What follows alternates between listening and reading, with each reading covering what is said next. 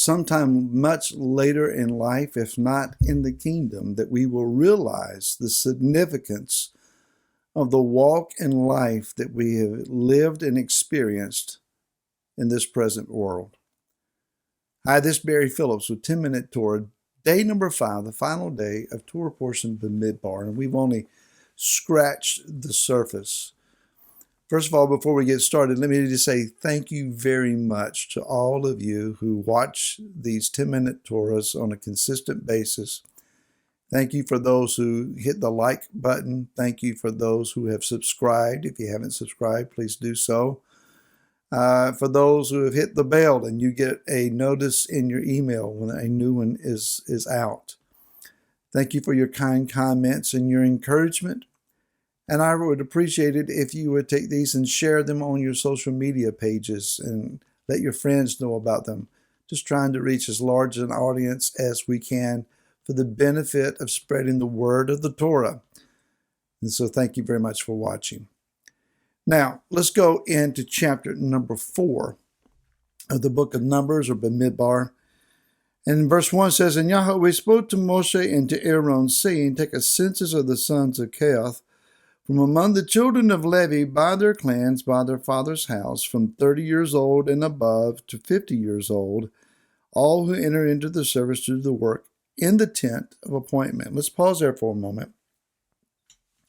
30 years of age. Why 30? I'm not sure why Yah chose that particular age, but it's not as though a 30-year-old man enters into a priestly service such as given to the sons of Kohath, and he is a rookie. Actually, in my understanding, he has been trained for many years to know how to approach the particular jobs and assignments that he will be given. In particular, this role of the family is that they carry the furnishings. They're the men who pick up the poles that are inserted through the rings in the Ark of the Covenant, lift them up and set them on their shoulders and begin to walk. They do the same thing for the table of showbread, for the menorah, for the brazen altar outside, etc. These men need to be strong. They need to have endurance. They need to be physically, mentally, emotionally, and spiritually trained. This is not a light duty. They are carrying the furniture of Yah's house. And you don't want to scratch his furniture. You don't want to drop something. This is a very set apart and holy assignment.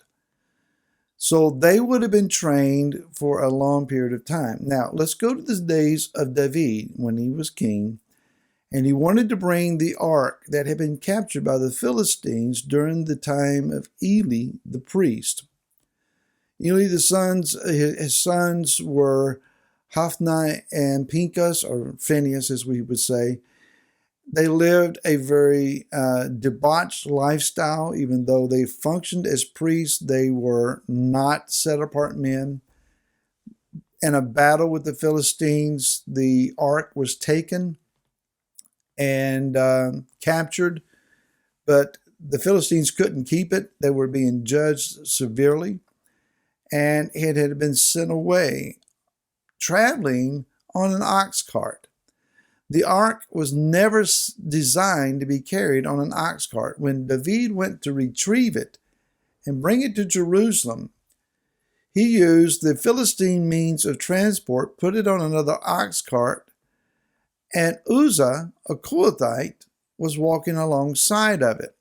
He had been trained all his life.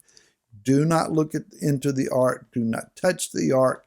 The only thing you're permitted to touch is to take a hold of the pole. That's it.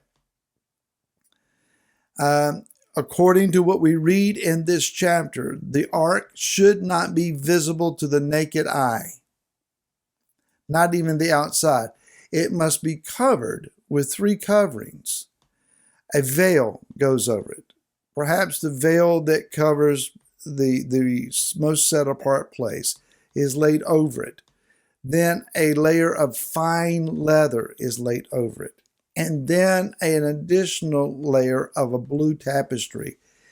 So in addition to all the weight of the gold that was on the box and the lid and the rings, then the weight of all of these garments or tapestries and leather, it's not light. It's a very heavy thing, but it covers it. Then they can come and pick up the poles. Uzzah had been trained all of his life, but when the oxen stumbled and the cart lurched to one side, he stuck out his hand. Instantly, he was dead. The man simply knew better. But don't we? How well are we trained in righteousness? How well have we read the Word? How much time have we spent in prayer? How much understanding have we gained? And yet we go against what we know. So they do not start until they are 30 years of age, and then they serve for 20 years until the age of 50. Perhaps the physical stamina required is just not going to be there past that age. I'm beyond 50. So I can assert that that's possibly true. But here's something that I find that is extremely interesting. It says in chapter 4 and verse 15, and when Aaron and his sons had finished covering the set-apart objects and all the furnishings of the set-apart place at the breaking of the camp, then, after everything has been covered, then the sons of Kohath can come and lift them. But let them not touch that which is set apart, lest they die. These matters are the burdens of the sons of Kohath in the tent of appointment. What is it saying? Before the Kohathites are allowed to come in and pick up the poles that are inserted through rings and the objects that they're carrying, they stand outside. They are not permitted to go inside until it's time to lift an object. They've never been inside. They have not seen the menorah of the table of showbread or the altar of incense, and they've not seen the Ark of the Covenant. The sons of Aaron, the Kohanim, go in and they cover them with garments. Then once the object is covered, the Kohathites can come in, and the only thing they can touch are the poles, and they pick up the poles. The rabbis say that the ark was too heavy for them to carry, but when they picked up the poles, that their feet actually levitated or moved off of the ground, and as they walked, they were actually not walking on the ground, but rather, more than they carried the ark carried them. Fascinating thought. But this is my point. They carry things they felt the weight of, but they'd never seen.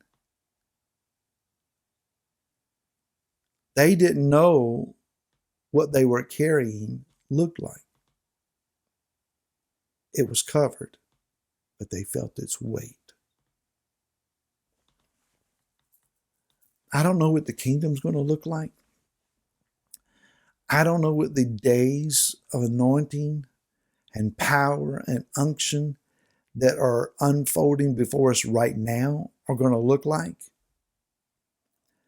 I don't know what the impact of people living in fear and then turning, walking out of darkness and coming to light. I don't know what that's going to look like, but I feel the weight of it. We're carrying these things in prayer and in intercession. I don't know how they're going to manifest, but I feel its weight. And I believe you do too. Shabbat Shalom to you and your family and your friends, your loved ones. My heart especially is saying Shabbat Shalom to those who meet alone. 2 or 3 gathered in His name in a living room somewhere. And for those who have congregations, may the divine presence of Yah fill that house. I look forward to seeing you again next week. Until then, Shalom.